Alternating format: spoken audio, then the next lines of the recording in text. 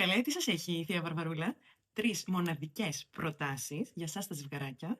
Αν έχετε βαρεθεί ο ένας τον άλλον και λέτε τι θα κάνουμε σήμερα, ό,τι θέλεις εσύ, όχι, ό,τι θέλεις εσύ, όχι, ό,τι θέλεις εσύ, και στο τέλος βάζετε Netflix, ψάχνετε μια ώρα τι θα δείτε και στο τέλος κοιμάστε.